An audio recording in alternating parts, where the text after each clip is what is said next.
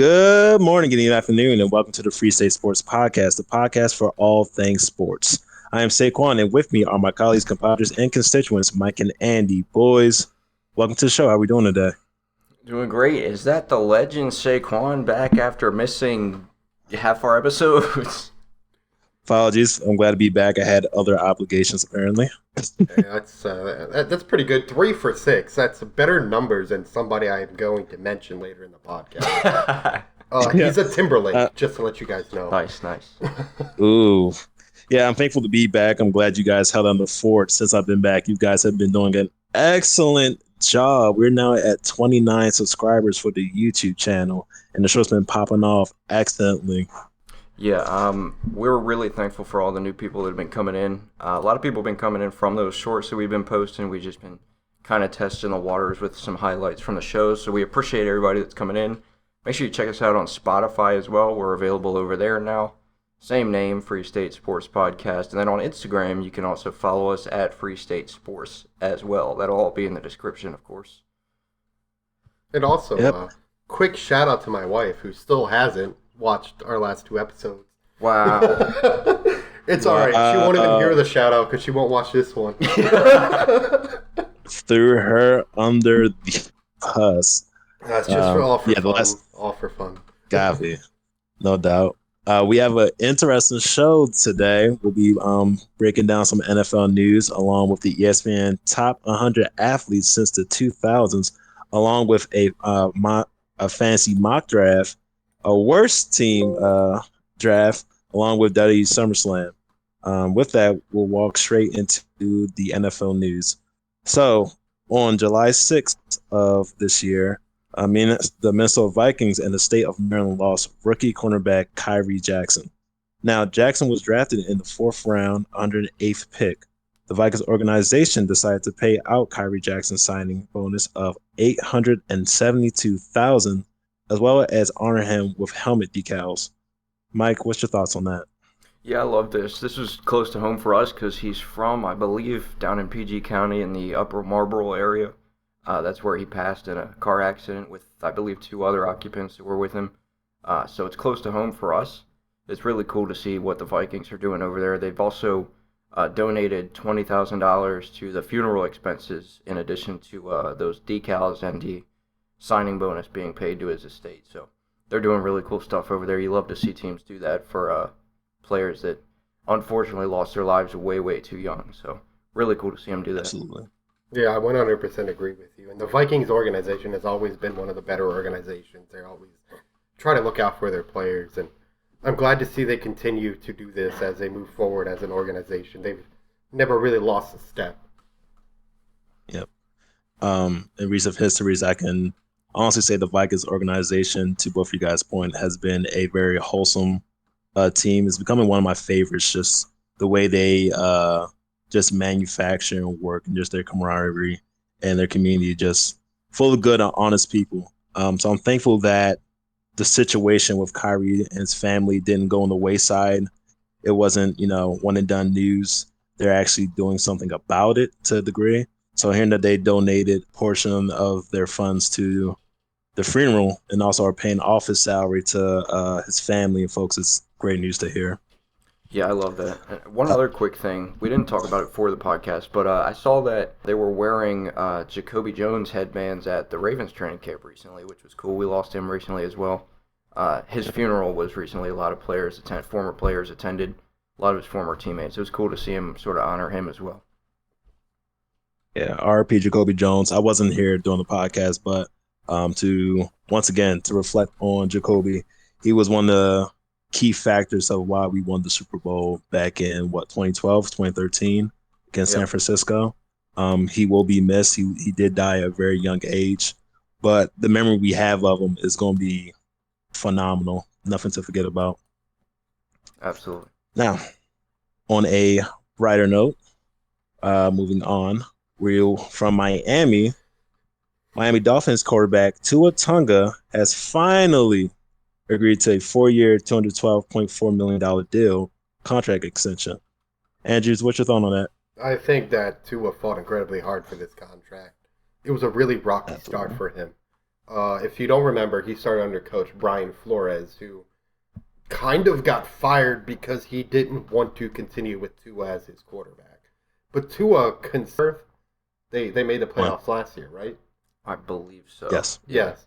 One playoff berth, but they were consistently in contention for the playoffs. His first season, his rookie season, he was able to reach a 10-6 record and fell just shy of the playoffs. He did enter a pretty big slump.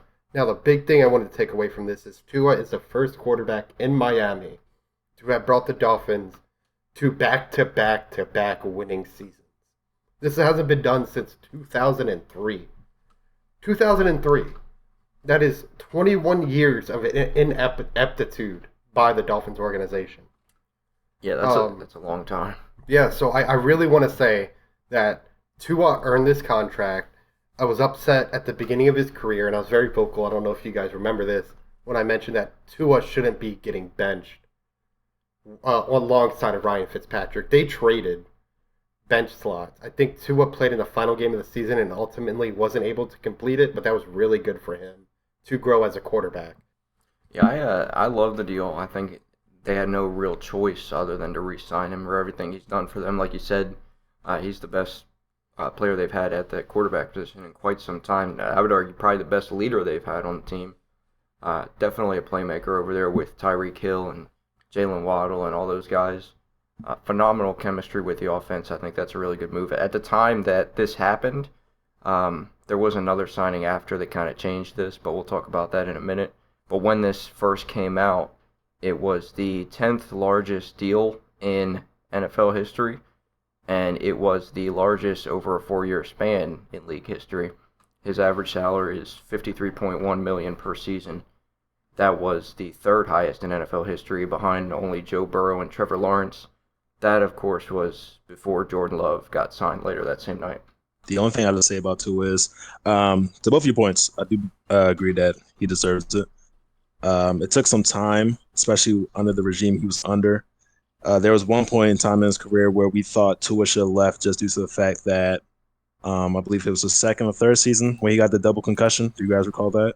That was in 2020. And they, yep, No, and then was they, it?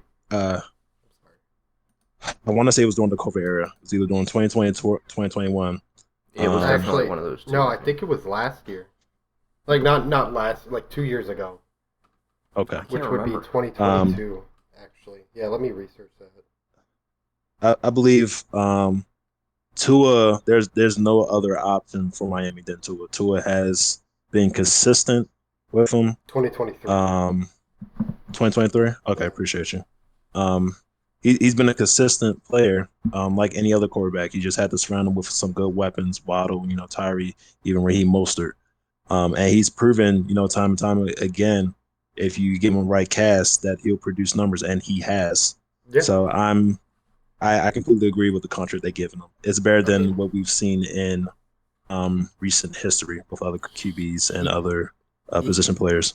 He kind of put up insane numbers. I mean, 4,600 passing yards, which was first in the NFL. I believe he has the fastest. He has the fastest team in the NFL, correct? Mm-hmm. Yeah, a combination of Jalen Waddle, Tyreek Hill, and HN. And it shows, like 4,600 yards. Though they is crazy. didn't, 4,600 yards is crazy. And though they didn't, go as far as they did in the playoffs, their worth ethic during the regular season will eventually show through, and it is worth it as long as they just keep who they have now into the Progressives' future. Yeah. Now we'll be transitioning from Miami to Green Bay. Green Bay Packers have agreed to a 4-year, $220 million deal with Jordan Love. Mike, what's your thoughts? Yeah, this was the deal that came out a couple hours after Tua's, and that sort of changed the facts on his deal because that makes Jordan Love the highest paid quarterback in NFL history. He's earning $55 million a year, getting $155 million of his deal guaranteed, $75 million signing bonus. He put up a really, really impressive season last year, 4,100 yards, 32 touchdowns, only 11 interceptions. Really, really good year, but obviously didn't do anything before that for obvious reasons. So he's had that one really good season, but you got to wonder I mean, is one really good season worth making somebody the highest paid quarterback in NFL history? We talked about the Trevor Lawrence deal. I think Right. I think this is right up there with that in terms of questionability. There's a lot of unanswered questions here. He's shown us some good stuff, but I don't know if I'd be paying that type of money for somebody that's only had one good season. I mean, how many players have we seen have a good season, then get that massive deal, and then absolutely tank afterwards? So, I'm not saying that's going to be the case, but definitely, it's definitely a huge, huge risk for them. So I'm interested to see how it'll play out. Yeah, I agree, but this is a little conflict of interest for me. I picked the Packers to go to the Super Bowl, obviously. If they go to the Super Bowl, maybe this isn't as contentious as we thought it was. Maybe this isn't as controversial. So I think this is going to come down to whether or not the Packers can succeed in a deep playoff run. And this will either be the greatest front office move we have ever seen, or the Packers will crash and burn. And then the Packers will be in shambles for the foreseeable future because they have a 4-year deal with a lot of guarantees that they're not going to be able to get rid of. Yep. There is no in between. It's either going to be really good or really bad for them. So we'll see. Before we move on, I don't have any critiques about the contract, but I do have a question for both of you. What contract do you think is more? How can I rephrase this? What do you think is a better deal, Daniel Jones or Jordan Love? Jordan Love, 100%. Daniel Jones has never been the quarterback for the Giants. He had one season, barely made the playoffs because the whole entirety of that division sucked. Barely made into the playoffs, lost in the playoffs, and that was it. He's never been back. Obviously, Jordan Love made the playoffs, won in the playoffs, lost in the playoffs. Sure, they beat the Cowboys, but so did the Giants in order to get to the playoffs, right? I 100% think Jordan Love's deal is better. Yeah, I agree with everything you just said 100%. I'd take Jordan Love over Daniel Jones 10 times out of 10. So I definitely think his is the better deal. Okay. I agree with both those points. All right, moving on. All right. On August 1st, boys, it marks the start of the 2024 NFL preseason. First game will be Houston Texans going to Illinois to face the Chicago Bears. Andy, what's your Fame thoughts? game. I mean, Nail Bears. obviously. I can't wait for football to be back. Am I going to watch that game? Most likely. I've been going through it. I've been missing football. Yeah. You can only play so much enough. college football until you start getting bored. Trying to gun for that sponsorship. Right. EA, please sponsor us. Regardless, it's going to be exciting. I can't wait to see if Caleb Williams comes out to debut as a Bear. I can't wait to see how he performs. We've talked a lot of good about Caleb Williams on this podcast, and some bad. Yeah, I Ryan think Tannehill. that's gonna be a really fun game. So I'm excited to see that one. I think that's probably, in terms of the initial, starting game of the year, the Hall of Fame game, that's probably one of the ones I've been most excited for in a while. So I think a lot of players that I'm interested to see how they look in that first showing. Seeing that it is the Hall of Fame game, do we have any score predictions, any outcomes, any high expectations from either or team? Not really. I don't think the starters are going to be on too long. Yeah, I don't know too much about their depth, to be honest with you. So I'm not sure how it'll go. Yeah, I'm not even sure C.J. Stroud's going to be playing as of right now. I sure as hell wouldn't put him in if I was Houston. Okay. Well, seeing as though both teams have just acquired veterans in their own, the Houston Texans just snagged up Stephon, and the Browns snatched up Keenan Allen. I'm pretty sure Joe Mixon is now on the Texans, correct? So I would assume that they might play the first quarter, if not less, and then they'll put their second and third starters out. I mean, maybe. A lot of times in the Hall of Fame game, they won't even put any starters in the game, especially veteran starters. So we will see. I mean, this is a lot going into it. It's a lot of firsts for a lot of players, right? Because you're bringing in first-time Texans, you're bringing in first-time Bears, especially with Caleb Williams there. You want to get him as many reps with that offense in a realistic setting as possible. But it also could be that maybe the Texans decided not to come out and start their starting defense. So we really have to see how this plays out closer to it. I mean, obviously, if this were a realistic game scenario, I would have the Texans winning 10 times out of 10 times. Yeah, I agree. I'm really interested to see their wide receiver in Chicago, Rome Odunze, as well. That's fair. I have the yeah. Texas winning, if that wasn't clear. Okay. No disrespect to Caleb, Yeah, aka yeah. Ryan Tannehill Jr., but I have Texas. I would agree. I would agree. All right. Moving on to our second segment, boys, the ESPN Top 100 Athletes. Ooh, ESPN ooh. has released their top 100 professional athletes since the 2000 list. More than 70,000 votes contributed to the list creation. Since its creation, the list has ignited controversy amongst the sports community. Mike, what's your thoughts? Well, I didn't hate the top 10 list, but there were some questionable things on there. The thing about this, which we talked about off podcast, obviously, it's so, what's the word I'm looking for? It's so subjective because you can look at their accomplishments or their accolades, or you can look at how much money they've brought in, how much impact they've had, and then you can also look at how athletic they are from a physical standpoint. So there's so many different ways to measure it. Overall, I don't think the list is terrible. There were some things that did surprise me. So obviously, we all went ahead and picked how our top 10 would go. So I'll tell you guys how mine would go. I'm going to start at the top because I actually agree with a couple of the ones up there. I think Michael Phelps is a really good number one. Obviously, the most accomplished gold medalist in Olympic history, I believe. If not at least one of them. I think he's the reason that the state of Maryland actually has more medals than some countries do. Simone Biles was on the list. She was a little bit further down, I believe. She was, I believe, at Yes. 7? Yes, somewhere in I believe there. so. Somewhere. Yep, she was 7 on the list. So I put her at number 2 because I had her further down originally. I put her at number 2 because I kind of started to measure the athletes by individual athleticism as opposed to team athleticism, because a lot of these people, team sports like soccer, football, sports like that, it's really a team sport. So I kind of ended up being more impressed by individual performances. So I got Simone Biles at number 2. Number 3, I got Serena Williams. She was number 2 on the original list. I think just the impact she's had is immeasurable. So those are my top 3. Then coming in the middle of the pack, I got Kobe Bryant, LeBron James. I think those two are very interchangeable.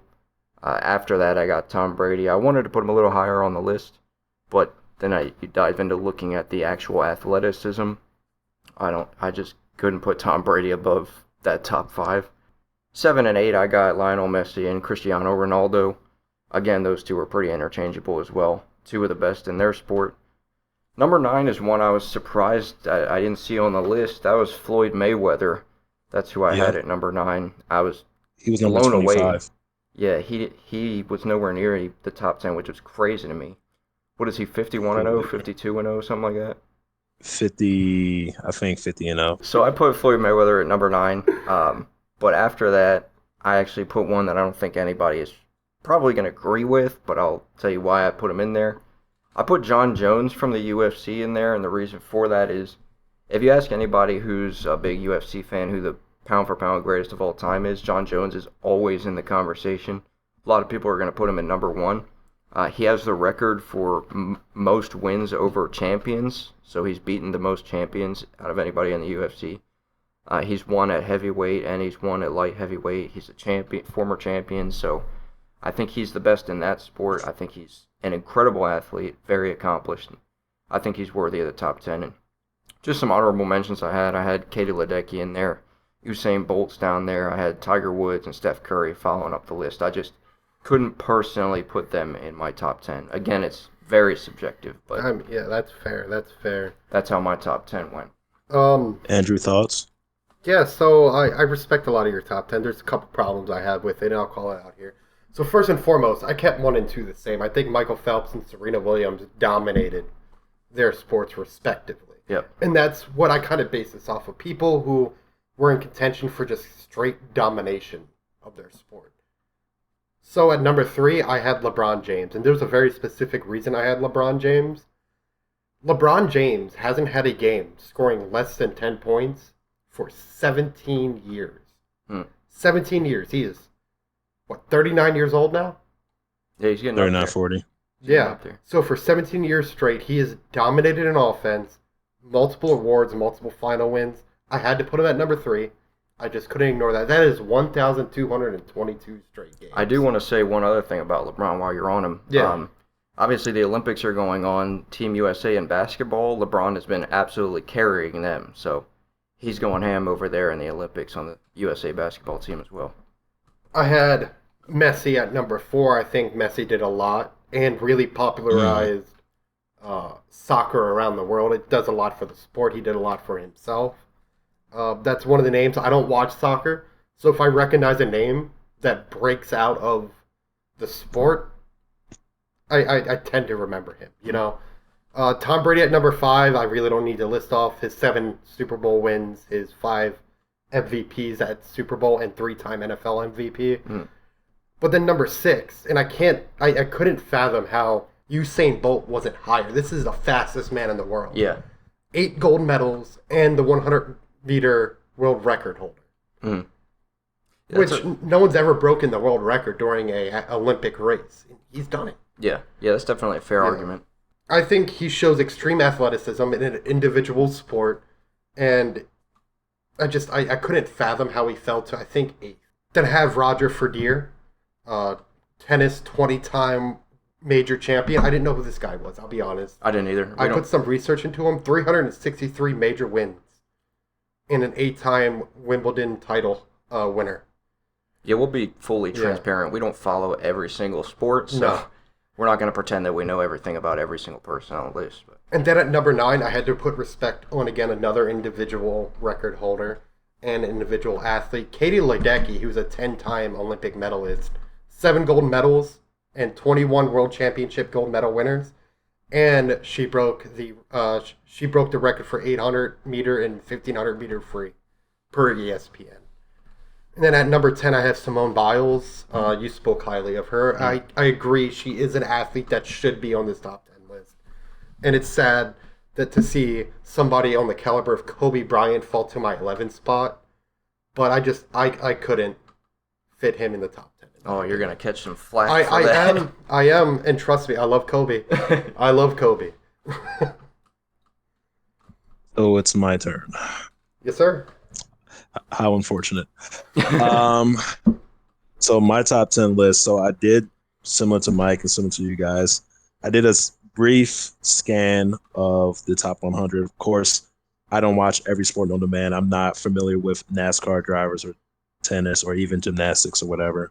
So I pretty much kept it in the realm that I'm familiar with. When it came to my personal top 10, it wasn't based specifically on like who has the most accolades. It was more aimed towards who I believe is more higher influence in his generation. So if you think it's wrong or correct, feel free to pitch in your own 2 cents. Here we go. So I'm going to be starting from the 10th and down. So from number 10, I have Cristiano Ronaldo. Okay. Number 9, I have Floyd Mayweather. Okay. Hey, me too. Number 8, I had Simone Biles. Number 7, I had Kobe Bryant. Okay. Number 6, I had Usain Bolt. Okay, that's where I had him. Number 5, I had Michael Phelps. Number 4, I had Serena Williams. Number 3, I had Lionel Messi. Number 2, I had LeBron James. And then number 1, I had Thomas Leviticus Brady Jr. Yeah, boss, I'm not going to lie to you. You just lost your Maryland card. Fair enough. That's fair if you're looking at it in terms of impact. I would say that's a pretty good list. To be fair, though, impact on what? U.S. sports, Tom Brady, sure, but Messi impacted the whole world. That's true. Not impact towards U.S., just like influence in general. I don't mean to be argumentative. You know, I'm just trying. No, go ahead. Yeah, but you have Messi, who has probably more influence than Tom. Just based on the sheer number of the world populace that watches soccer. Yeah, I think That's we're fair. probably more used to seeing Tom Brady's name, but I think if we were somewhere else in the world, it would probably be the roles would probably be a little reversed, but Yeah. No, for But no, sure. I mean, I think that is a soccer completely is touching fair the U.S. list. more, though. Yeah. So yeah, that's not I a mean, bad you can list. make that argument. That's a fair argument that Messi, um, even in more recent history, his impact on just the world in general has been touching the U.S. So Pause. that's fair. Hey, well, that's fair. You about to get canceled, bud. Mike got me nice and Um, toasty. yeah, and I think the top 10, even though it was voted, I believe at least 1 to 2 athletes from a respective sport should be in it.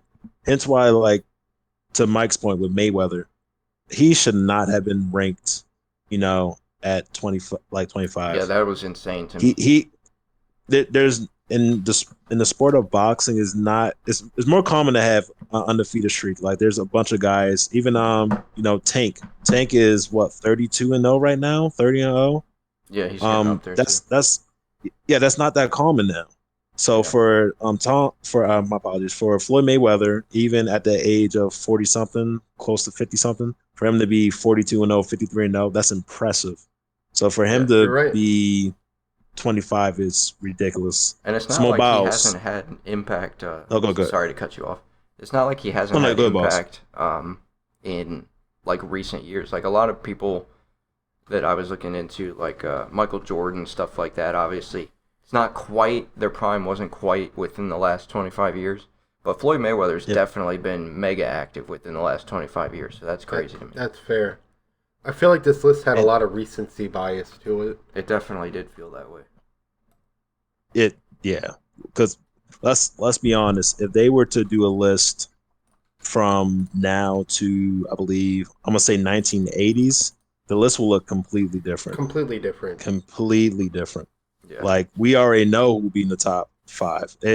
There's no argument that Jordan will be up there for sure. Well, I don't know. Um, Because, I mean, like, sure, Jordan had a lot of influence for his time, but that would be suggesting that Jordan's better than LeBron. Didn't they have LeBron at, like, they had LeBron at number 5. number 5? Yeah. Oh, I think they had I'm him gonna at say. number 6. Nope, number 4. Number 4. Okay. I did Tom agree. was 5. I did 6 was agree that they Roger. put LeBron over Tom. I think it's harder to win a championship in the NFL, but LeBron has just been way too dominant to ignore. Yeah, I also feel like when you look at basketball, I agree like with there's a that. lot more stats that are sort of more impressive from an individual's athletic ability standpoint. That's true. Whereas Tom Brady, he doesn't complete those passes without Gronk or Edelman or his receivers, the team around him, the line that blocks. So that's kind of what my point about sort of looking at it from an individual accomplishment standpoint. I agree with that. Before we move over, my last point was about Simone Biles. To Mike's point, she definitely has made some waves in her respective field. She has numerous.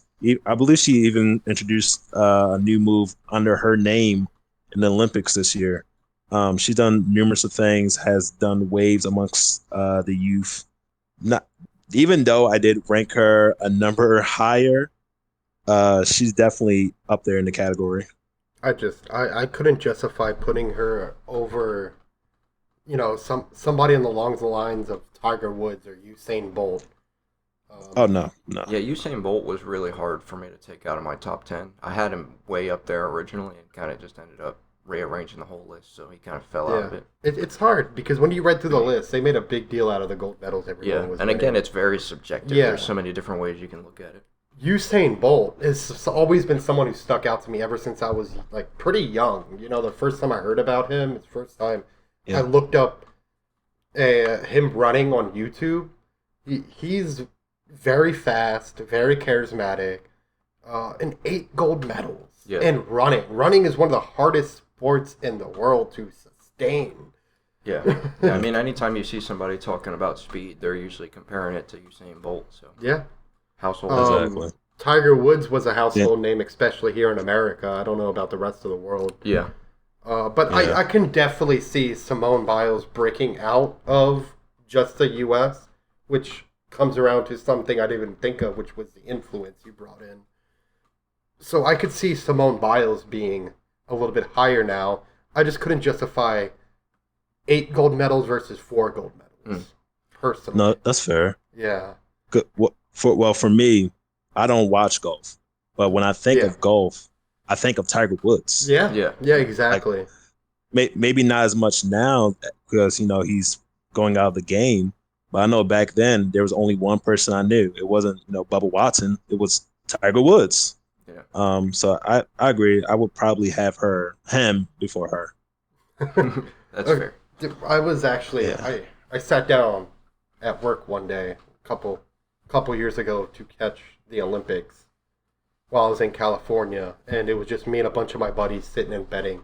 I think that's the first time I saw Katie Ledecky win. And that was pretty good. She was a name that stuck out to me. So I had to put her in my top 10. She's a swimmer. Yeah. Yeah. One of the best female swimmers ever. Yeah, she's sort of coming into that Michael Phelps role for 10 Olympic medals, 7 gold, 21 world championship medals, and record-breaking 800 and 1500 meter free. I don't know if you know, is she competing this year? She is. Yes. Yeah, I just saw her. She did something. I think she just qualified because the Olympics just started. So. Yeah. She might have won bronze in something. I can't remember what I saw. It's hard to keep up with. There's a lot going on right now. Absolutely.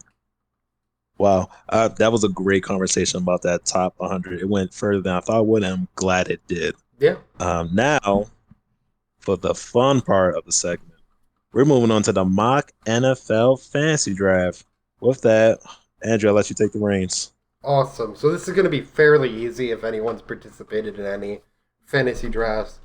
The order will start off with our 1 pick, which we generated. Saquon, our host, will go first. Then it will be Mike, and then myself.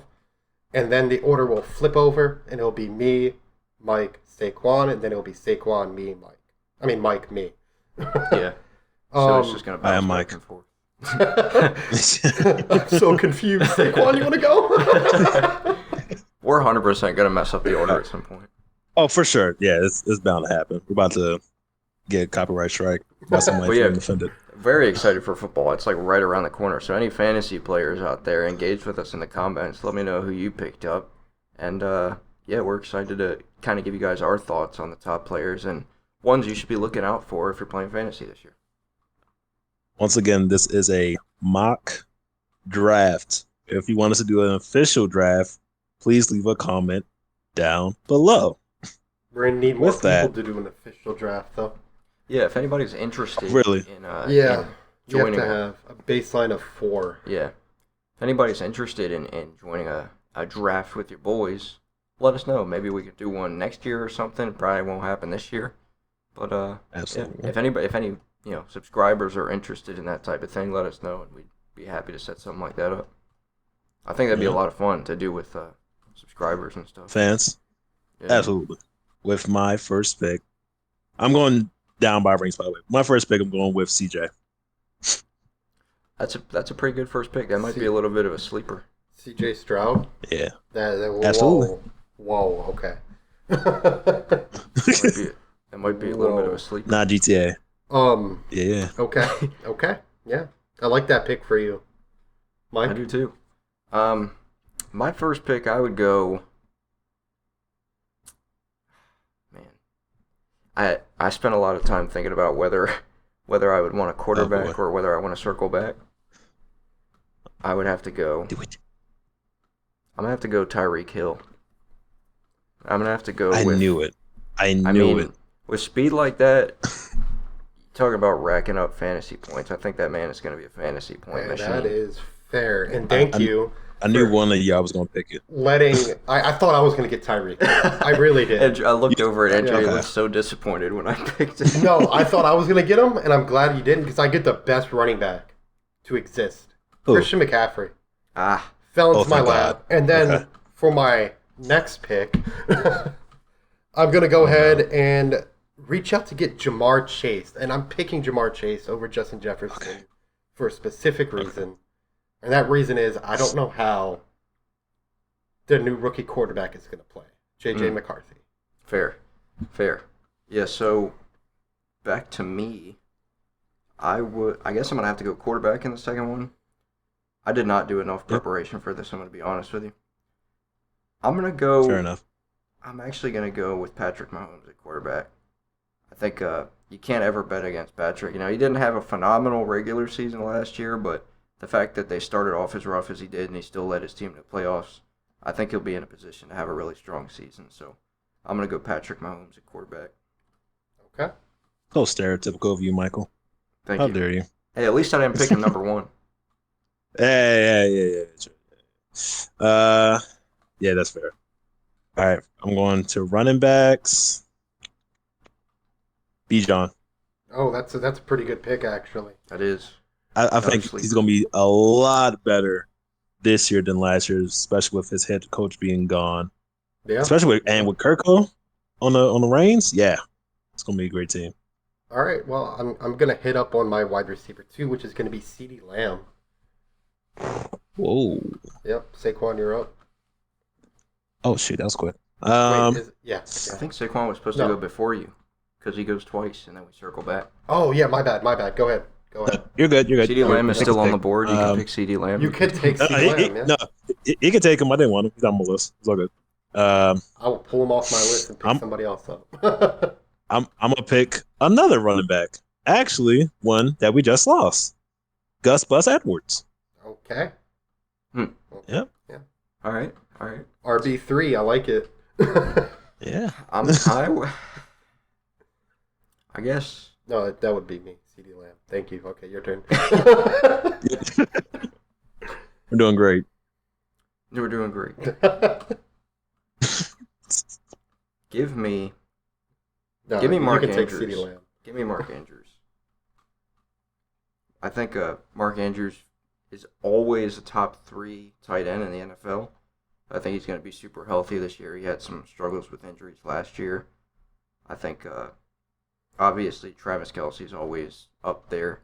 George Kittle didn't do too great last year, but I could really go either way with any of those 3 tight ends.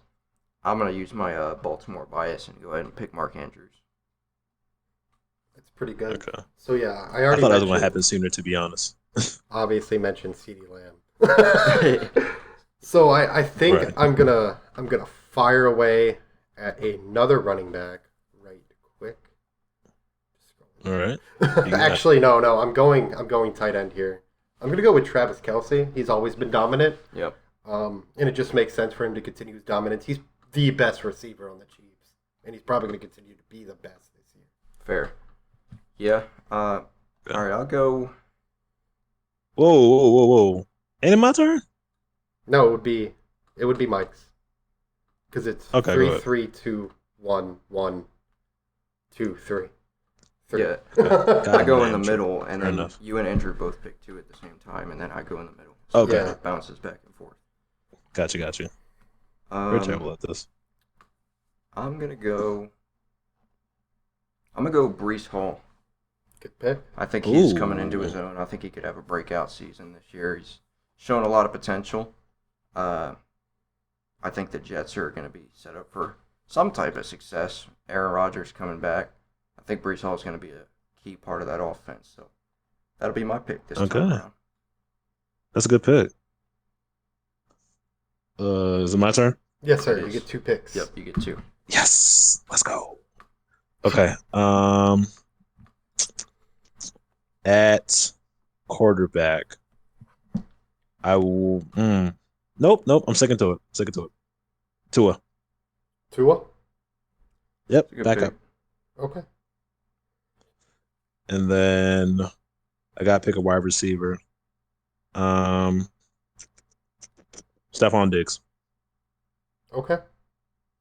Yeah, I think Diggs is going to be somewhat in a better position with CJ.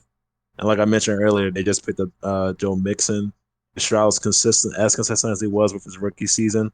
I think Diggs is going to have like big numbers, huge numbers. So I got Diggs. That's fair.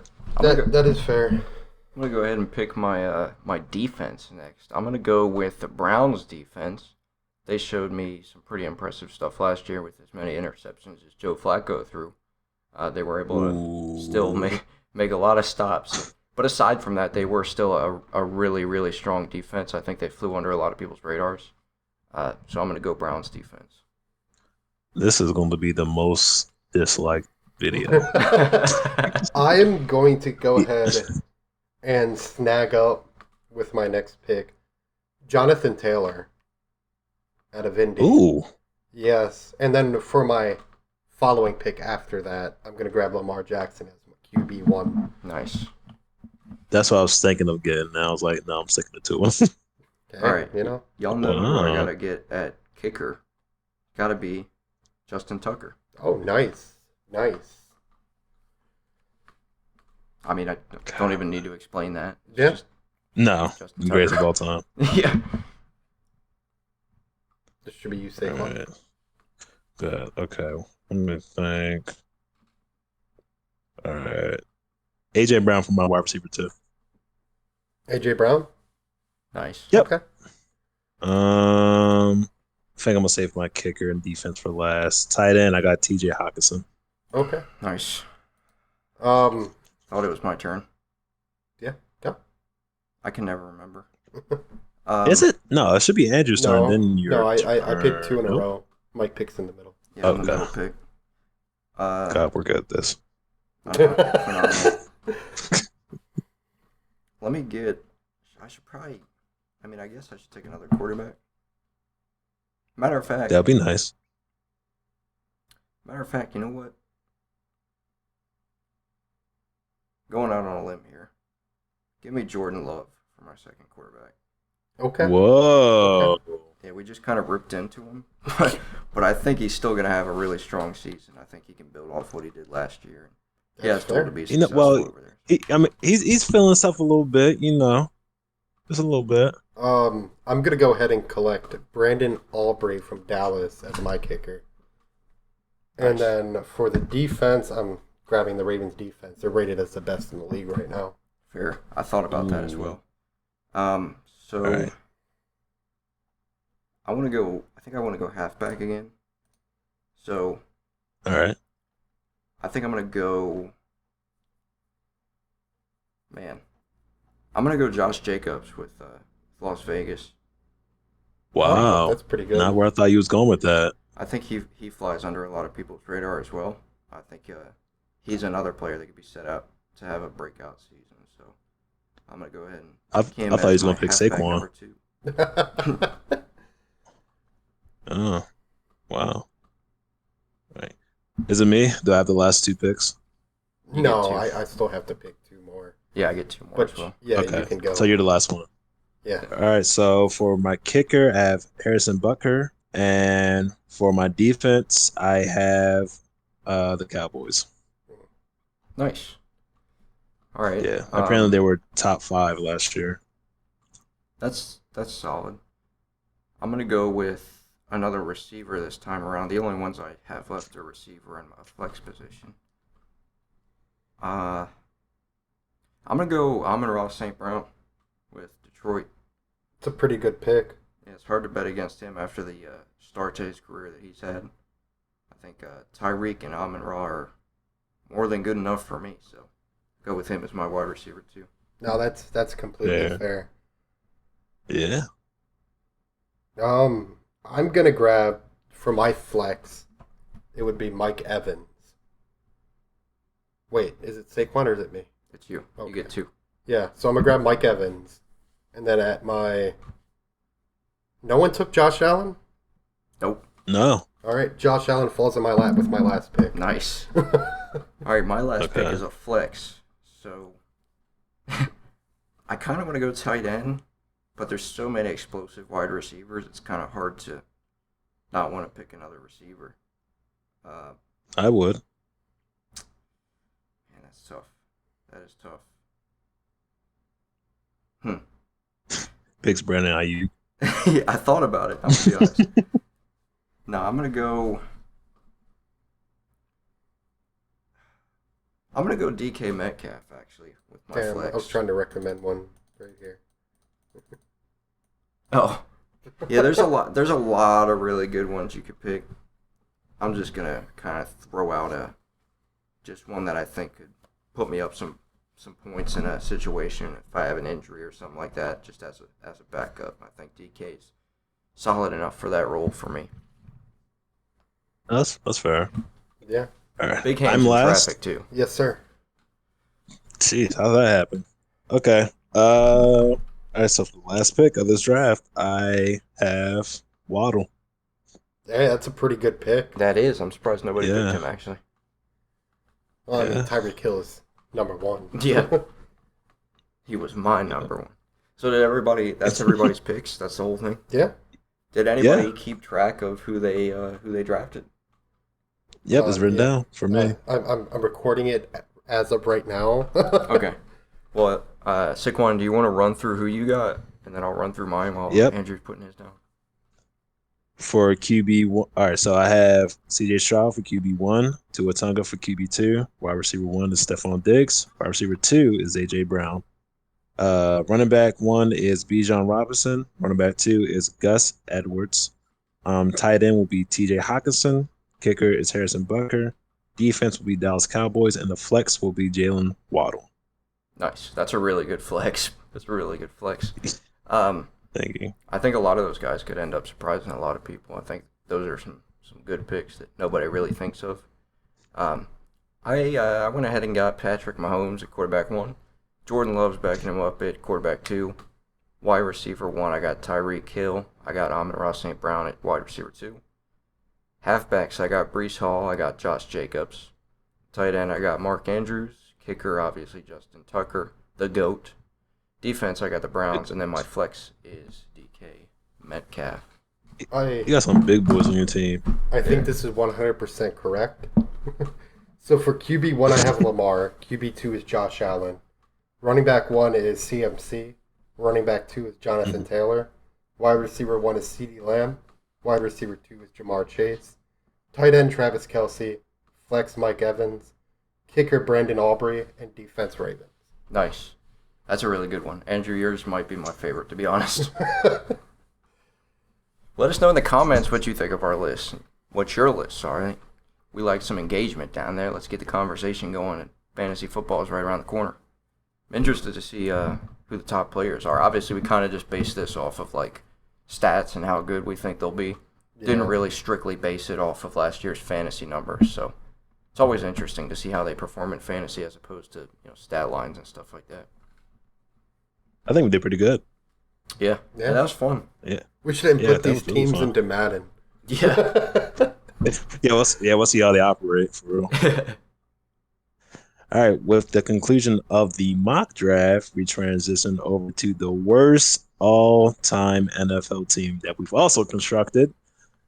Andrew, you want to go first? Sure, yeah. I'm excited for this. Yeah. For my... Actually, no, I don't want to go first because I put the wrong name at quarterback. Just to preface this is a little different than the actual fantasy draft we just did. We're just kind of collecting a bunch of people, and we're collectively trying to make the worst team in the history of the NFL. Now, this is going to be a comedy bit. We're just going to have a little bit of fun with it. I'm going to defer my QB1 to Mike. I got Mr. Interception Machine himself, Jameis Winston. In 2019, he threw 33 touchdowns and 30 interceptions. God, he's so goofy. I love him. I hate him. I want him as my quarterback. I like that, actually. I have a second one if you want to hear it. There's a few more people I would probably put over Jameis Winston. A name coming to my head, probably Ryan Leaf. I don't even That's know who my that pick. is. That's my guy. So there's Ryan Leaf. There's Jamarcus Russell, who was one of the biggest busts of all time. Yeah. So who do we want to go with here, moving forward? I mean, it depends on, Because Jameis did throw for 5,000 yards that season. So, Mike, Ryan Lee's career stats is 33 interception for 13 touchdowns. I think we should probably put him at quarterback 1. Yep. So I went for a big direction on QB2. If you don't mind, I would like to go first here and see if you guys want to agree. My QB2, I thought, what would be the best idea? Let's take a great quarterback and slap him in the 2 slot. The QB1 is never getting benched. If he gets injured, we're putting him back out there. Mm-hmm. We don't care. We got injuries turned off. So let's bring out Aaron Rodgers at QB2. Think about the controversial topics he's going to be talking on the sideline. He's going to be holding out of games, not showing up to the preseason workouts, not showing up to anything. Just going to be Aaron Rodgers spewing bullcrap out of his mouth. I love it. Well, I have a second one. I might like yours better, but I do have another option. I got Mr. Butt Fumble, Mark Sanchez. That is a pretty good option. He has a career 86 touchdowns to 89 interceptions. So pretty abysmal. Yeah, it is. Yeah. He's really both of y'all QB2s are better than mine. Who did you have? I got Danny Dimes. Oh, wow. While that, Do I have to say it? that sprint Do I have to down say the enough? field, wide open area, like touchdown in front of him, and he tripped and fell was Yeah, the turf monster got him. yeah. Turf monster. Like he's the highest. He's one of the highest paid QBs, and he went to the. He's the equivalent of Kirk Cousins, to be honest, minus the touchdown to interception ratio. So, Let's say how it is. Like, come on now, he's overpaid. who are we moving forward as our QB2? I like Mark personally of the bunch. What do you guys think? Oh, I like Aaron. And that's I think butt that fumble, could be right? very memey. It could be. so I'm the tiebreaker. Yeah, you are the tiebreaker, Saquon. I'm gonna say Rodgers because I feel like if Brian Leaf's doing too good, he's gonna move back to the Jets. Rodgers ain't ever seen that field. I heard from the GM myself. No, All right. He's a diversity hire. So We we gotta get got- some whiteys on the field. Ryan Leaf and Aaron Rodgers quarterback. Aaron Rodgers is backing up Ryan Leaf. That's what Aaron Rodgers thinks. That will- What, that would What a- never happen. what a quarterback room that is. That will never happen. Dude. Hey, I never said this had to be realistic.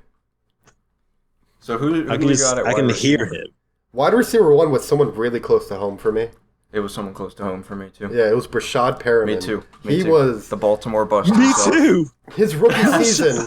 Brashad went 33 for 66, a 50% reception percentage. Awful, abysmal. For 499 yards and 3 touchdowns. I I hate him as a Ravens fan. I hate him.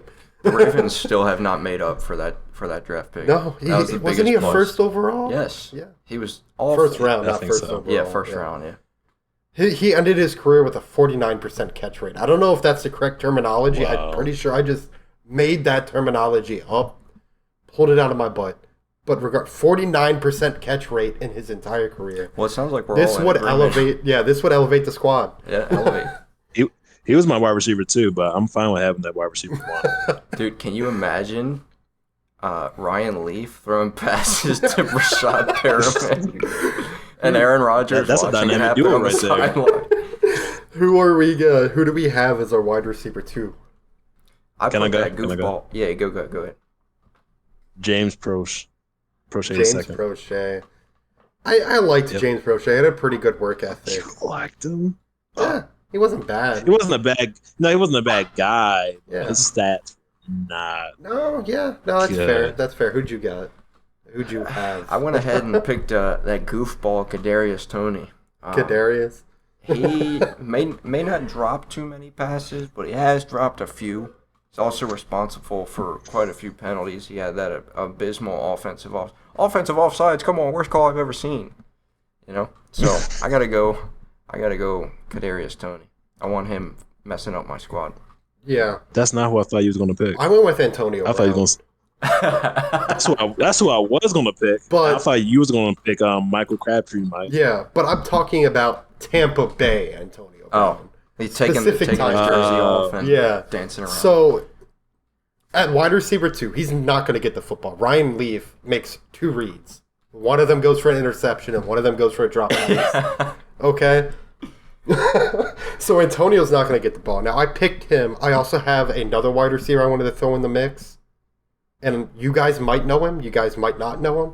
Do you guys know who Keyshawn Johnson is? Don't. Of You don't? course. Saquon does. Now, Yeah, he's Keyshawn on, is a ESPN. really good receiver. He is. He's a great receiver. One of the best to ever do it, right? But he's not going to get the ball. Ryan Leaf is not going to complete a pass to Keyshawn. Keyshawn already has a book. He does. He has a book called "Just Give Me the Damn Ball." Could you imagine Keyshawn in this offense? I want him. He's my vote. What do you say, Kwani? I second that. I Okay. agree. Nice. So far we got Ryan Leaf throwing passes to Brashad Perriman and Keyshawn Johnson. Well, he's not going to be throwing passes to Keyshawn Johnson. So This is a who's Super Bowl next winning up? team, Halfback? boys. It is. Yeah, it is halfback. Yeah. All right. At halfback 1, I put the anomaly himself, Ezekiel Elliott, but specifically when he plays anywhere other than Dallas. So The Patriots, Ezekiel Elliott. I like that. I like that. I had Trent Richardson. Nice. I said he was actually one of my What? options. Yeah, he was not good. Not good at all. But I that's had just, Melvin I knew Gordon his third. name. I knew he sucked. I think he played for the Browns. I'm fine moving forward with the Patriots, Ezekiel Elliott. Who do you have, Kwani? Melvin Gordon. Melvin Gordon. Oh, like the Ravens, Melvin Gordon? Baltimore I don't Ravens. know. Melvin. Yeah. I feel like the Ravens Yes. have had worse halfbacks than Melvin, though. Like, Terrence West. Yeah, I mean, we've had He's on my- 6,000 different that's my cue. halfbacks. Yeah. That's my halfback 1. Gordon's my Okay, well, I don't know who to go here. I really don't. I think you guys outperformed mine. My vote is Ezekiel. Ezekiel? I don't have a halfback, too. I left that open. I have a halfback Cam- too, and Okay. it's a great one. Okay. Would you like me to present my halfback too as another option? Sure. Let's vote. Yeah. Let's vote on halfback 1 right now. Hold on. Can it, instead of it being Patriots Zeke, can it be pre-departure Zeke when he was blocking in the playoffs? Sure, if that's what you want. All right, he can be halfback 1. All right. I have an interesting option for us at halfback too, by the way. Yeah. The juice is loose. I have O.J. Simpson. Oh, that's Oh interesting. my- We have to resurrect him. Post-murder, OJ? Yeah. Fun fact about O.J. that I just learned today. He has a career 61 touchdowns and 62 fumbles. So Oh, wow, dude. Wow. Well, he's also a murderer. So Yeah, well, no, he's not. Allegedly. Never convicted. Come on. He definitely killed. I mean, he didn't. The only thing that OJ was Who's to guilty say? of murdering was football players on the field. hey, Correct. I like that. Who did you have as halfback, too? It was Melvin going to third. Still. Oh, okay. Yeah. Yeah. I would go with the Melvin Gordon. I think OJ is too well respected to put on the worst team. all right, we'll let him rest in peace for now. We'll Yeah. put Melvin Gordon in his place. Yes. Okay. Tight ends next. Tight ends next. Tim Tebow. I want to go first. Tim Tebow. You stole my answer, Tim dude. Tebow. He's a legitimate You NFL stole tight my end. Look it answer. up. He's a legitimate That's NFL tight legit. end. It was legit. That's why I wanted to go first, Mike. We're moving forward with Tim Tebow. Yes, we are. Yes, we are. Could you imagine Ryan Leaf trying to complete a backwards pass to Tim Tebow, only Hold for on. Tim Tebow to throw it up to be dropped by Brashad Perriman? Can you Brashad imagine? Perriman, sorry. Can He's you not imagine, blocking for you.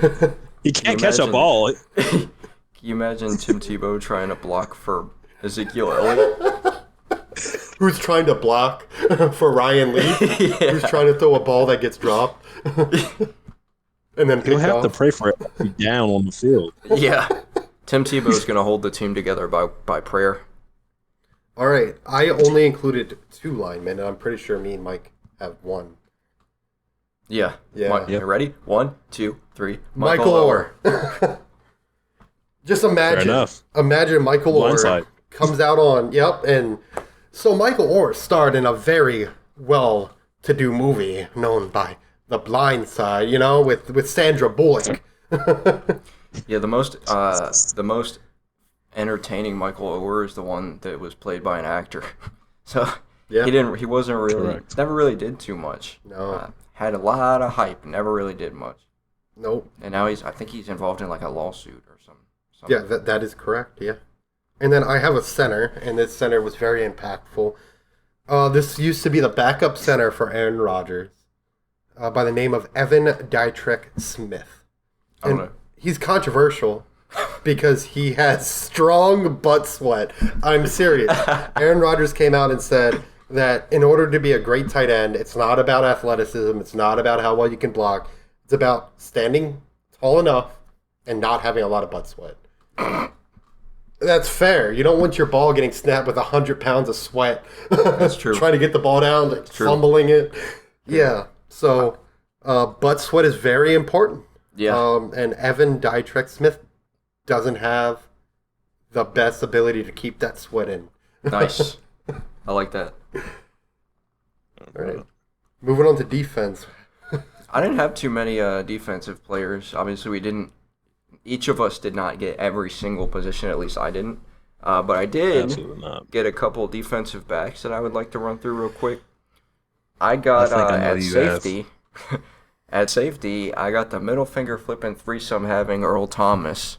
Yes. Getting burned at I knew you were practice gonna and say then that. getting in an altercation afterwards. That's who I want at safety. 2020 Earl Thomas. What's better than an aging safety who was once great? Well, of course, an aging safety with behavioral issues. Yeah. Like, fights in training camp, fights in practice.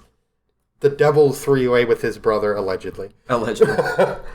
Getting stiffed off by Derrick Henry down the side. I forgot that happened. Oh, That was the beginning of the end for him. He was never the same after that. Yeah. Yeah, he literally baptized them in play. All right. I wanted to throw out a quick not QB, CB1, cornerback 1. This is probably someone you guys never heard of, so it's going to take a little bit of build-up. Elvis Patterson, or better known as Elvis Toast Patterson, a nickname given to him by his head coach, when he kept getting toasted downfield and blowing assignments for big plays and touchdowns. That's wild. Yeah. Legitimately. His coach nicknamed him Toast. I never knew who this guy was. I looked him up. I had a field day reading through everything on him. Wasn't a good corner. Wasn't a great corner. Wasn't even top 100 corners. I had a cornerback as well. Mine's not quite as good as yours. Mine was a name I saw pop up for the first time in a while. Kind of forgot he existed. You guys remember Josh Norman? Yeah. Ooh, Yeah, I got wow. Josh. Where are they now? Nobody knows, but I want Josh Norman. Talks a lot of trash and then just kind of fades away, disappears off. Is he not with the Bills still? I think he might be. He's been with like 2 or 3 other teams since he was with Washington. He wasn't the same either since Derrick Henry baptized him. No, he at one point he showed some potential. And he got very, very cocky and arrogant. And He's a free agent. currently a free agent. So we can scoop him right up. Wow. Easy peasy. Wow. Did you have any corners? J.C. Jackson. I don't actually know who that is. Yep, and we're gonna keep it that way. Okay, yeah. For linebackers though, I had Andrew's second favorite guy, Vontaze Burfict. Oh, man. Yeah. Can it be specifically the Vontaze Burfict that got laid out by Juju Smith-Schuster? I 100% love that. And It makes you feel better. if it's cool with you, I would like to select a starter because Vontaze is going to get kicked out after 2 games. Right. Behavioral issues. Oh, no, for sure. More behavioral issues. So we have Yeah, Vontaze Burfict especially with and his Antonio Brown. backup, Brian Ballsworth. And I know you guys don't know him. A lot of people out there aren't going to. But what's better than a trash-talking centerpiece of the defense? Well, maybe someone who talks a lot of shit and can't back it up at all. Did not live up to expectations. He was one of the best college prospects coming out of college. I mean, multiple sacks, multiple interceptions, forced fumbles, everything you could wish for, and then did nothing in the big leagues. Fell short of everything. Yeah, that's all I can say about Brian. That's a strong argument. Talks a lot of shit and then that is gets strong. rocked. Yep. That sounds like somebody that fits our dynamic. Yeah. Mike, did you have a linebacker? I did not get any linebackers. Awesome. So we have Vontaze Burfict and Brian Ballsworth holding down our defense. Do we have any ends? I got one more linebacker. Oh, okay. I got one more linebacker. Bill Romanowski from Dallas. I don't know much about him. I don't either. He is a beast on the field, but similar to Vontaze Burfict, he's gotten into a lot of fights with his teammate. He also, I'm pretty sure, threw a TV at one of his teammates. He busted up a teammate so bad that he couldn't play in the game. You know, So, I really like that. I like it. Yeah, I like it. You love to have people like that on your team. Yeah. I feel like him and Vontaze are going to get along very well in practice. Absolutely. Yeah. Best friends. Along with Earl Thomas. Up until the point where they get put in jail, but... By the way, Earl Thomas got in a fight with Chuck Clark. Did he? Yeah. What? He ended up replacing him. Yeah. That worked out well for him. Jeez, we're just making the freaking Las Vegas Raiders, dog. Speaking of which, let's get our head coach. We forgot our head coach, guys. Oh, yeah, we're going to be the Gruden Grinders 2.0. I was thinking Urban Meyer. Oh. What's better than going out and kicking Josh McDaniels. Oh, yeah, sure, yeah. But also you can go with honorable mention Freddie Kitchens. He's a pretty good coach. Freddie 0-16 with the Cleveland Browns. Nice. Never forget.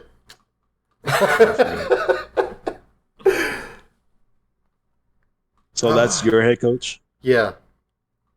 What about you, Mike? I didn't even pick a head coach. I completely forgot, to be honest. Okay, so either Freddie Kitchens or Josh McDaniel. I think I like Fred. Yeah, I agree. Yeah. I feel like he's going to really elevate this squad. Yeah. Do we have any other defensive players? Yeah, I picked up a lot on defense. So I didn't write anything down for Cedric Thornton. He's pretty terrible. You can just trust me on that. I believe If not, look it up. But Ted Gregory. Just the name. Yeah. just the name already. Good old Ted. That sounds like a killer. He was traded before he even really started his career and then played 3 pro games. 3 pro games and was out of the NFL. Ah. Gone. Never picked back up. Congratulations on your second chance, young man. Yeah.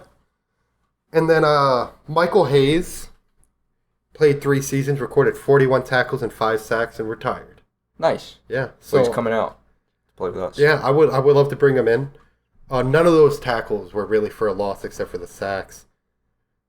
And then I picked up left end, Vernon.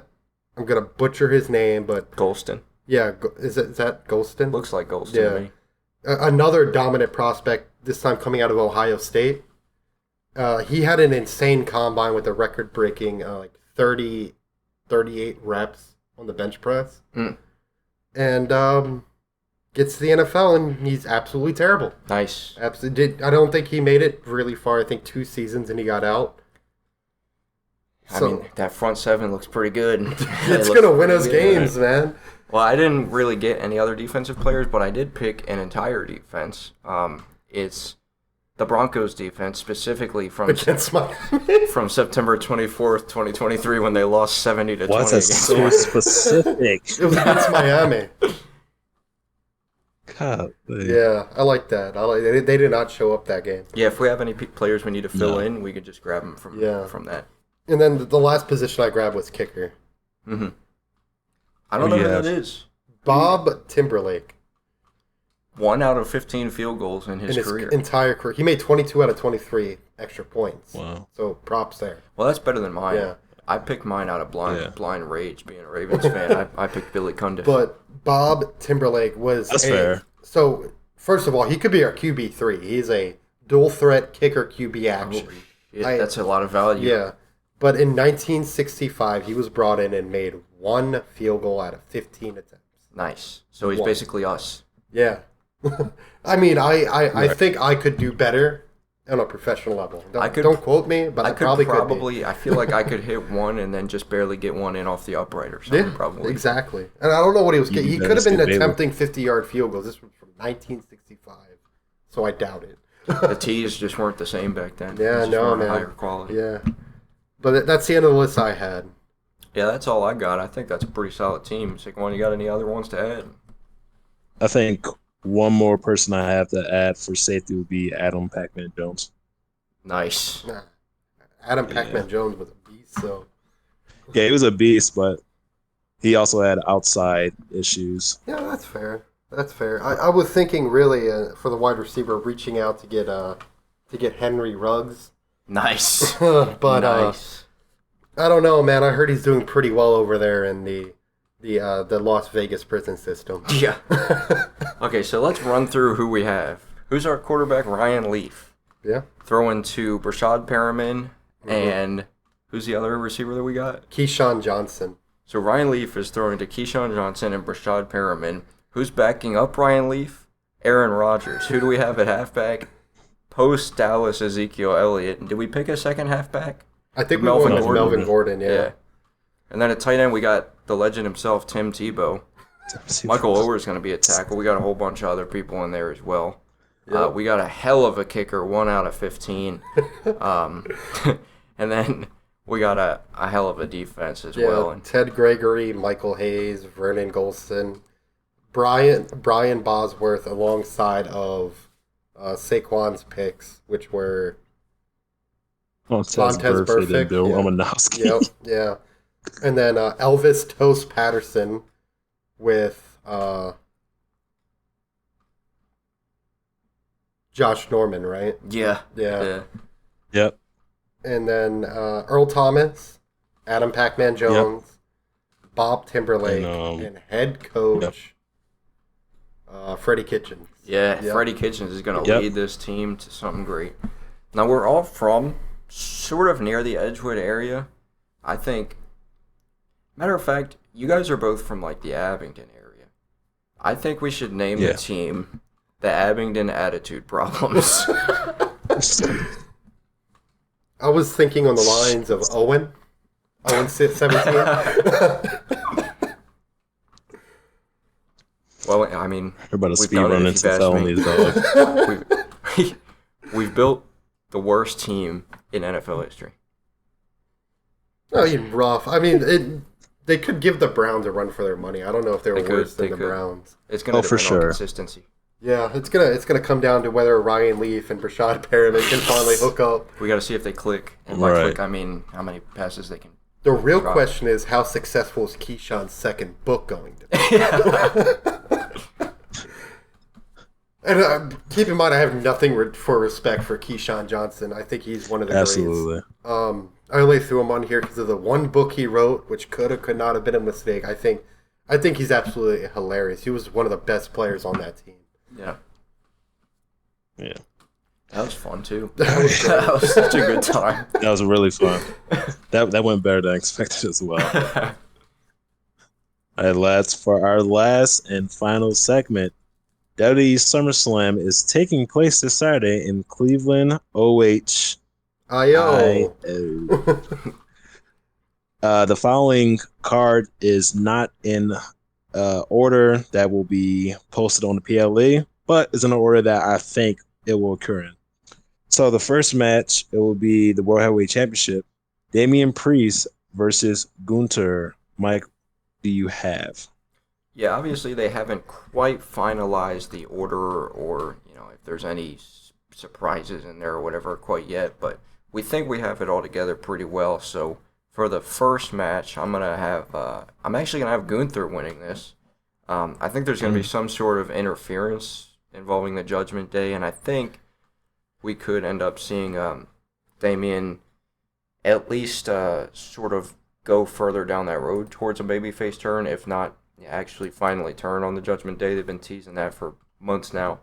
Additionally, I do think Damian's not really needed anymore in the CM Punk, Drew, and Seth feud. I think it's a perfect time for Gunther to win another title, so I wouldn't be surprised if Gunther came out the winner. Yeah, no, I'm 100% with you on that.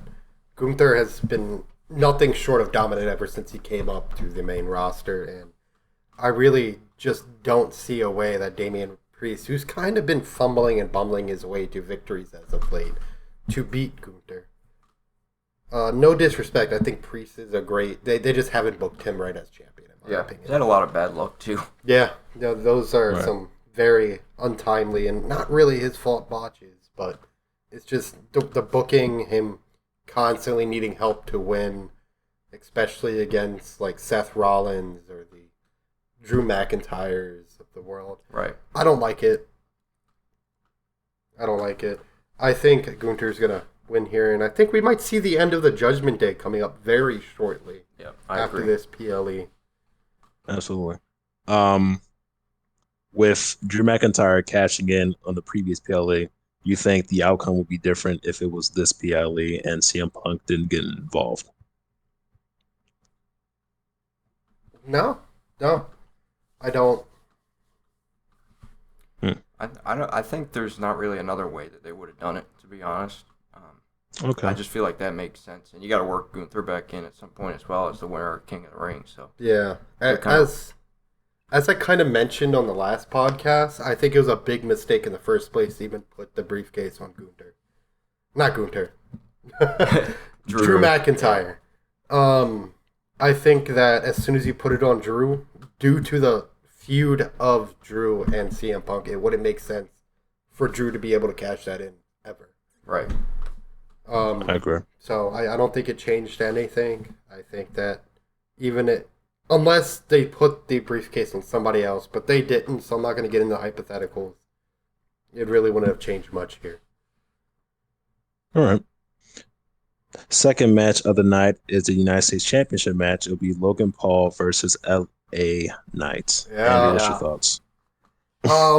I'm absolutely tired of seeing Logan hold the title. He's closing in, by the way, on breaking the record for the longest ever United States champion. He doesn't deserve to win it. 100%. I thought that Logan having the title would mean he might actually have matches for the title on Friday Night SmackDown. He hasn't. I don't think he has a single title match on SmackDown. I know he's only got 2 defenses, from what I understand. Yeah, and then even after that, he has had matches on SmackDown. They haven't been title defenses. I'm tired of him holding the title. They need to put it on LA Knight. LA Knight's been the workhorse. He's been, everything. Let him be the workhorse and elevate this title because Logan has done really a poor job doing it. Right. Yeah, I agree. I think it's pretty obvious to me that it's finally time to put a title on LA Knight. He's only going to be hot for so long. I think it's now or never if they're going to pull the trigger on a title run for him. He's one of the current top baby faces. I think Logan didn't do a whole lot in terms of performance for the title, but having his, I don't know what you would want to call it, having his following, I guess, sort of good for business to bring in some new eyes, but I think it's more than overdue for a title change here. I think he's held it long enough. I think they put it on him as a business decision to get some more exposure, and I think now's the time to put the title on LA Knight. Fair. Absolutely couldn't agree anymore. Yep. Third match of the night is the WWE Women's Championship match. It'll be Bayley versus Nia Jax. Mike, what's your thoughts? Well, I think this could go really a bunch of different ways, but the way that I would like to see it go is, we've seen some teases of sort of Tiffany teaming up with Nia Jax in different ways. I think Tiffany is actually going to maybe attempt to cash in here. We know anytime somebody wins a briefcase, there's a bunch of attempts before they ever actually cash it in. I think she might attempt it, or at least allude to attempting it. I think it's actually going to be thwarted by Nia, and I think Bayley's going to retain, and I think that might set up a feud between Nia and Tiffany. I think Tiffany's super over right now, and she could be headed towards a babyface run before she wins the title. So that's how I see it going. So I think Bayley retains. I am in the complete opposite ballpark as you right now. That doesn't happen very often. Yeah, it really doesn't. I think Nia Jax is going to win this match, and I think there is going to be a faint cash-in, which is going to distract Bayley for Nia to win the match. Yeah, it definitely could go that way too.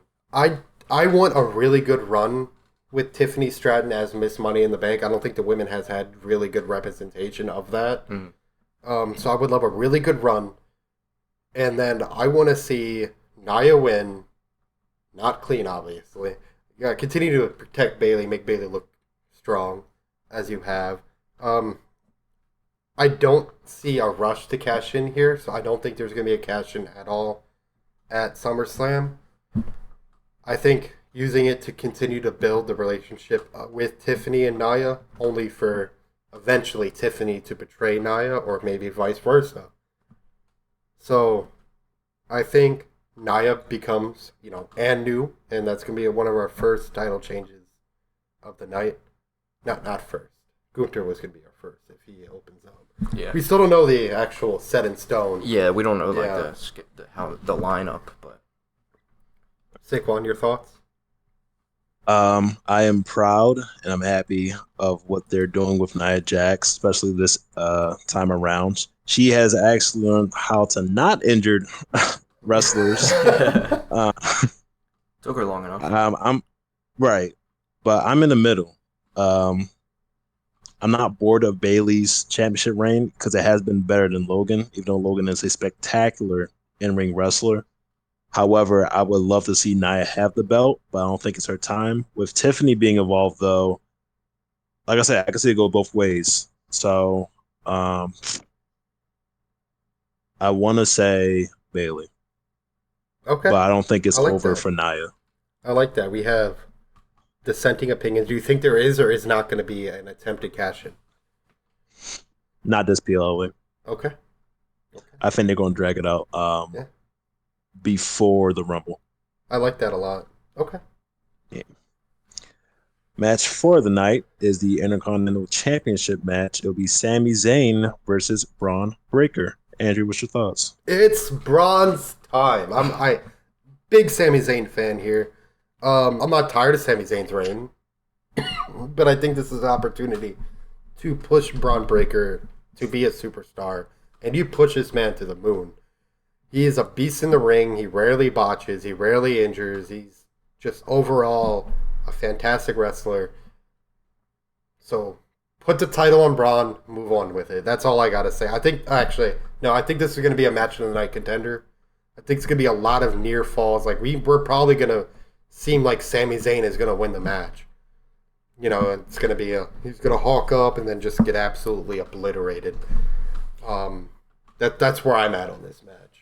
Yeah, I agree 100%. After the last match they had, I think we all were left a little bit disappointed. But seeing that they're continuing the feud and that it's going to be continuing at SummerSlam, I think that's a big stage. Obviously, that's one of the main PLEs of the year. I think having lost to Sami in their last match, like you said, Andrew, it's time for Braun to win some gold. He's been on a hell of a run since since he came up to Raw, and he's been obviously destroying people left and right. So I don't see any reason that he shouldn't be winning a title. I think this is another case where it's just the right time. You got to strike while the iron's hot. So to me, it's pretty obvious that he'll be winning the title against Sami. Sami's had a really good run with it. Like you said, I think this could be a match in the night contender as well. Absolutely. My biggest hope out of this is not only will we see a Dragunov versus Braun Breaker match in the future, I'm really, really, really hoping that Ricochet comes back. I really am. Not that I don't like how they killed him off, but last time we saw him, he got taken away in the ambulance, and we're still unsure if he's going to re-sign, get signed by AEW, move back to New Japan. We're unsure. I wouldn't mind Ricochet coming back. If he doesn't, that's also fair enough. But I do believe Braun will be a great belt holder. He has displayed enough. Every move he's done in the ring looks brutal, but has been safe. People are saying he's the second coming of Goldberg. I would like to say that he's 10 times better than Goldberg. I agree. Alone. He has displayed well enough that he is in the right position to hold the belt. So with that, I do have Sami losing. I do have Braun Breaker win the IC It would be championship. sick if Ricochet pulled up in an ambulance. I don't expect it, but the pop would be insane. I don't expect it either. Just his contract is officially expired as of July 1st. So, if someone has the phone on to Samantha Irvin, please. Yeah. now it would be great if Samantha Irvin just started going to town and Braun, dude. Hit him with that 1-2, drop him. Dude. All right, match 5 of the night will be the Women's World Championship. It'll be Liv Morgan versus Rhea Ripley. Mike, what's your thoughts? I actually think Liv's going to win this. I think there's going to be some sort of probably shocking turn of events involving Dominic. We saw this past week. Excuse me, that's Daddy Dom? Sorry. Yeah. We saw this past week. He kind of went off on Liv when Rhea showed back up, told her he hated her and all this stuff, and then Liv went off crying. I think that's going to end up having been a ploy between the two, and it's going to end up with a Rhea babyface run, and Liv's going to remain the heel, and Dom will remain a heel. I think there's going to be something involving Dom, and that's going to allow a red-hot feud between Rhea and Liv to continue. I think this is a really good feud, and I think it could likely continue all the way to WrestleMania. So I think Liv keeps the title. That's literally nearly what I had. The only thing I said was Liv needs to win this if they want to continue this feud to WrestleMania. And they kind of have to. The WWE put themselves in a really bad position. The Raw women's roster is so weak. I couldn't think of how they would really come up with a lot of people. I mean, look who Rhea's first title defense against and Liv's first title defense against was. Remind me. Selena Vega. Yeah. Yeah. Yep. So. Puerto Rico. Yep. Both in Puerto Rico, I think. Right? Were they both in Puerto Rico? I know one of them was. I can't remember. Yeah, Rhea was at Backlash in Puerto Rico. Yeah. San Juan. So, if they want to continue this feud, which it looks like they have to, Liv has to win here, and I agree. I think it's going to be with interference from Dominic. Either accidentally costing Rhea the match, as he accidentally allowed Liv to beat Becky Lynch a few times. He also accidentally allowed Liv to mount him a few times. Yeah, accidentally. Or on purpose, or maybe on accident in quotation marks, but it was purposeful. Yeah. And it'll come out as that. I don't know where they're going to go with this, but I feel like Dominic is the centerpiece of this feud. As of right now, obviously, I think Rhea and Liv will take over the feud. I agree. And, right. yeah, I agree. They're going to have a rubber match at Mania. Whoa. Best out of 3, right? Right. This is the first iteration. You got a second iteration. Of course. Best out of 3, rubber match. With, with Daddy Dom. Their woes Just sent me. hanging That from the woe caught me rafters like so- SpongeBob. I was trying to speak, normally here. No, Saquon has me reeling right now. Yeah. All right. This is my take. This PLE or the next PLE marks the end of the Judgment Day. Yep. Yeah. Everyone knows this. For months upon months, not only has it been Dom involved with Liv, it's been Finn Balor involved with Liv. We saw this since and Rhea JD has been McDonough. injured, Don't forget my boy JD. and JD Madonna. Yep, Shout out. bobblehead. Bobblehead. Dude, The he's a moment selling Rhea guy. left, no, he's great at selling. Yeah. Anyway, sorry. No, you're good. Once Thank you. Rhea left, everything turned around. Finn and Damian haven't seen eye to eye. Damian is shading away from being a heel to being a face. He doesn't want Judgment Day to be involved in his matches. He wants to be independent. Liv Morgan taking out Rhea Ripley, wanting on her spot, wanting to be who she is. Dominic trying to figure out where he is in the mix of things. Should I go with Liv? Did Rhea really manipulate me from being to the Judgment Day? Liv, since she's been champion, has helped get the tag team championships to Finn and who? JD? JD, yeah. Finn and JD. All this manipulation is going to build up. So for sure, Liv is going to retain. For sure. It's going to set up something for Mania, the Rumble, or something. This is a thing that's been brewing for a very, very long time. I have Liv winning, but we're also going to see the Judgment Day fall after this PLA. That's a solid bet. All right. That is very solid. All right. Match 6, which I think is going to be the second, if not third, best match of the night. CM Punk versus Drew McIntyre with Seth freaking Rollins as the guest referee.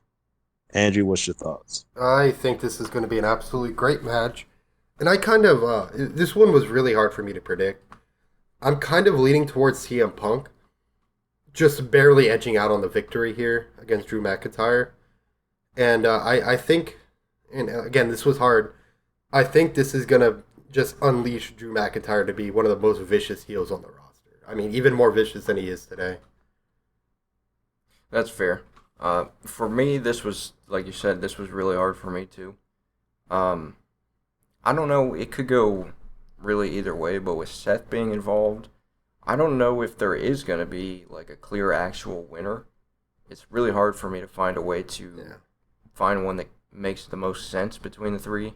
We got to wait for the stipulation. Didn't they mention they're announcing it on Raw? Yeah, there could be some more stuff after we record this that comes out before then. But as it stands right now, I would say maybe it ends in some sort of chaos or something that would set up like a triple threat match and the feud can continue. And I think maybe we could get something like Drew versus Punk at the Rumble and then Seth versus Punk at Mania or something like that. I think those three will be intertwined for a while. So I think this is sort of the start of that rivalry between the three. So I don't know if I really have a clear-cut winner. That's fair. How about you, Kwani? I think somehow, some way, Seth is gonna get blinded in the eyes by like smoke or mist or some type of spray, and he's gonna accidentally count Punk for the winner. Okay, yeah. So, Just due to the fact that him and Drew have a mutual hate for Punk. There's going to be a argument, a dispute between Drew and Seth. Seth is going to interfere in the match. You know, of course, there's going to be a ref bump. It's bound to happen. But somehow, some way, during that little interaction, Seth is going to be disoriented. He's going to be misted. He's going to count 1, 2, 3. Here's your winner, CM Punk. And Seth's going to be like, what? How did that happen? And then he's going to look up, and then boom. Yeah, something like that could definitely happen. It's definitely going to end in some type of crazy way, I feel. Yeah. I mean, I don't know where the mist or spray is going to come from. I don't know. Well, Drew McIntyre and CM Punk are very much known for their poison mist. Yeah, always. I don't know, a fire extinguisher, somebody grandmom got mace in their purse. Somebody's screwed. It is Cleveland. You're right. I didn't even think about that. When you put it like that, it all makes sense. Deshaun Watson comes out of the crowd. It must have been Deshaun Watson. I swear Deshaun Watson's in the crowd. Watch him help out Logan Paul during his match. Hey, yeah. You just give him lawsuit papers. All right, last match, boys. The match. The undisputed WWE Championship. Cody Rhodes versus Solo Sikoa. Mike, what's your thoughts? I think Cody wins this either by some sort of disqualification or by way of Roman returning to turn on the new bloodline with Solo. But I don't know if we're going to see too much. I expect Roman to be there in some capacity, but I don't know if it's going to be a full-on turn at that point. I think they might draw it out a little bit. But I think the focus on the match is definitely going to be on Roman's return. And because of that, I don't really see a title change. So I think Cody remains the champion. Yeah, this is what I have. I mean, literally, word from word. Is Roman coming back? Is Jimmy coming back? Which would be great, by the way. Jimmy returned last SummerSlam to prevent Jey Uso from winning the championship. Is he going to return to prevent Solo from winning the championship? I hope so, because this isn't a build about Cody and Solo. It never was a build. Cody, yeah, he's a superstar. Solo's a nobody. He barely did anything last year. He barely did anything in lead up for this. Sure, he pinned Cody, but after his own faction beat the crap out of Cody. Right. So, I'm not excited for this match. I'm excited for the possibility of Roman's return. And if Roman doesn't return, there could be some major backlash from WWE fans. That's all I'm saying. Yeah, for sure. Cody retains. I agree with that. Yeah. I think that's what everyone's expecting. Is just that return. I have Cody winning. How? Oh, I'll tell you how. I wish I was a script writer because these last PLEs have been uber predictable. I wasn't here in the last. Allegedly. That was on my bingo I, card. so, Saquon saying that, by the way. really? Yeah. Sheesh. I wasn't here during the last podcast, but I told Mike if I was to say one thing during the podcast is that the PLEs have been super predictable. With that, I have if not one, maybe two ref bumps. Of course, the Tongas are going to interfere with the Yeah. match. Of course, the Bloodlines are going to interfere. I do have KO coming out, maybe Randy coming out. They're getting jumped. They're done. What? Yeah, right. And then Jimmy What? might come back. I keep And forgetting then, about oh Jimmy. no, I don't know how we discussed this before. And then if Jimmy Joso happens to get beaten up, everyone's looking to the ramp like, where's Baba? Who else is coming out here? And then, oh my gosh, it's Paul Heyman. And who's with Paul Heyman? Roman Reigns. No, I And think then, I think Jay's gonna come back before Roman. Like Jay's gonna come help Cody. They used to be tag team champions, man. That's fair, but you remember the last time they've interacted with each other? Jay speared Jimmy off of a ramp. Yeah, but I'm not talking about Jimmy. I'm talking about Cody. That I think that would be fair if that was a year ago, but due to the fact that Jay is more entangled with the bloodline and want to be a world heavyweight champion right now, Yeah, but he's got. I don't see him getting involved. Yeah, but he's not. He's nowhere else on this card as of right now. He's not on the card. That's true, actually. Right? It would be tone deaf for them not to bring their top babyface in for whatever reason. And he is a top babyface on Raw. Did you see his entrance with Sammy? I was popping off. Of course. I do have Jay eventually teaming up with Jimmy and Roman and maybe Cody, but that's for Survivor Series. That's later down the road when they need a team.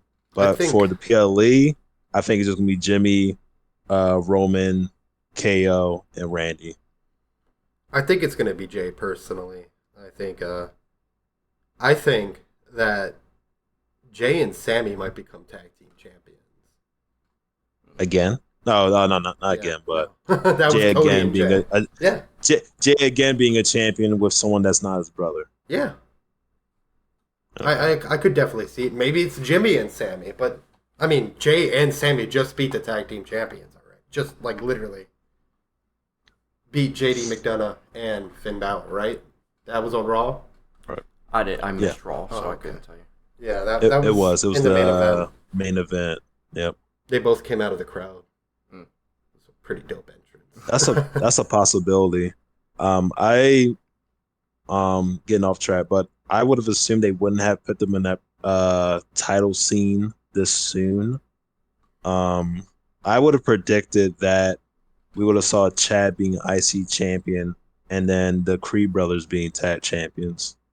I mean, I'd argue that I actually kind of enjoyed Chad's current position against the Wyatt Six. Okay. And trust me, I was very disappointed. I've always been high on Chad Gable. Yeah. But I think him getting thrown into a programming with such a highly valued faction, like it's obvious that WWE wants the Wyatt Six to succeed, and they put forth one of the best people to do it, in my opinion. Right. I think we should just let Triple H cook with Chad. Yeah. No, for sure.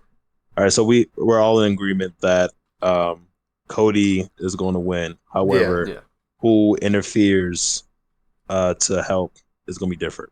Yeah, I really do think, because it just doesn't make sense for them to leave Jey Uso off of the card in such a manner.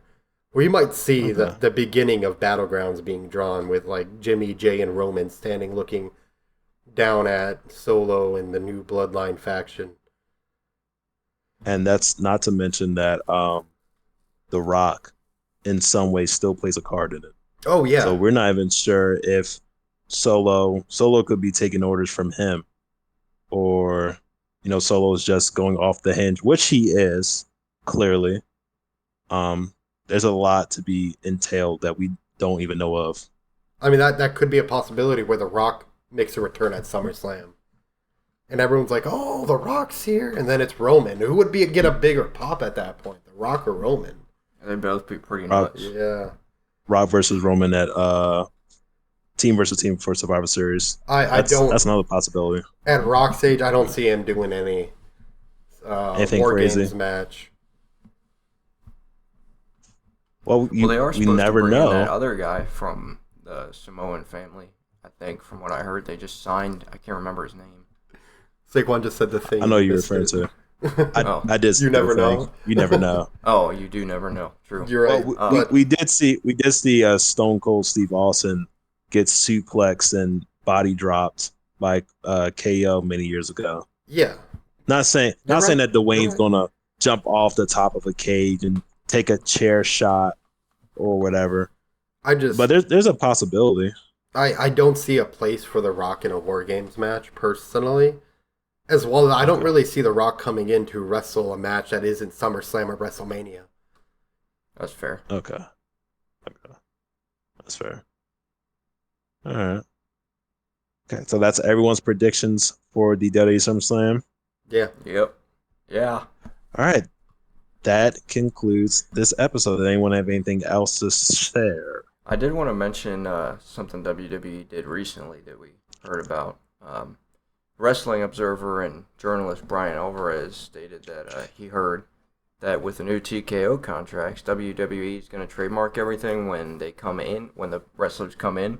But now when you leave, they give everything back to you. So now it's not like how it was where they just keep everything indefinitely. Wrestlers are allowed to actually keep their names when they leave now. So that's a cool change that TKO made. That's phenomenal news. That really is. It's huge. It's huge. I mean, maybe John Cena can finally make money again. Right. Okay.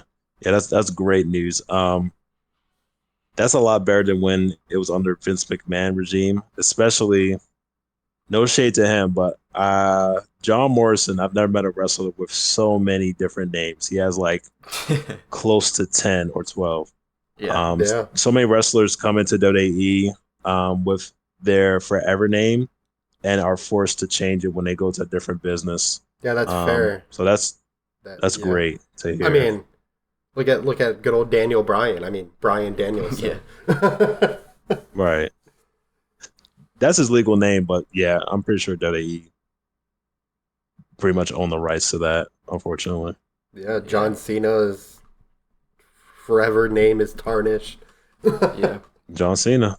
Yep. There's probably going to be a trademark symbol on his grave. It's a good thing that Cena stuck to being a WWE man for life, because I'm not cheering for like American Johnny or anything like that over at AEW. For real. Andrew, you had any news that you want to share? No, I just wanted to say I think this was a great episode, though. I had a lot of fun recording this one. Yeah, this was a lot of fun. Absolutely. And, like we said, football season right around the corner. Training camp is underway, and we're about to approach preseason. So we're going to have a lot more football stuff coming up soon. And SummerSlam should be a lot of fun as well. I'm really looking forward to that, too. Yeah, this is going to be a short preseason due to the fact that it's going to be 2 games per team, right? Yeah, it's just preseason's still 3 games. Yeah, right? They didn't change anything. Yeah, it's still 3 games with a bye week for week 4 of the preseason. Yeah. And we're still awaiting to see if they make it 18 weeks this season, right? I think if they do, it will probably be next season. I think it's too late. It's at the end of the current 17-game tenure. I don't know the exact date, but basically a contract was signed for the NFL to have 17 games in the season to a certain year or whatever. Yeah, and then we have to wait for that to end. There's already talks with Roger Goodell and the NFLPA to have an 18-game season. Yeah, Adam Schefter said to pretty much expect it at this point. So changes are likely coming. And then also the preseason starts the 1st, as was already mentioned. I can't wait for the regular season to start, which is going to be September 5th. Yeah, that Ravens. Yep, and the Baltimore Ravens will open it up against the Kansas City Chiefs. We're all very excited for that. A lot to look forward Yeah. to. Absolutely. If you guys want to hear our thoughts on that, I believe it will be on episode 4 of our podcast. We talk about the open season as well as the possible season extension. But with that, this concludes the show. I hope that you guys enjoyed wherever you might be listening to. Please feel free to comment, like, and subscribe. This has been us from Free State Sports Podcast. Have a great day. Peace.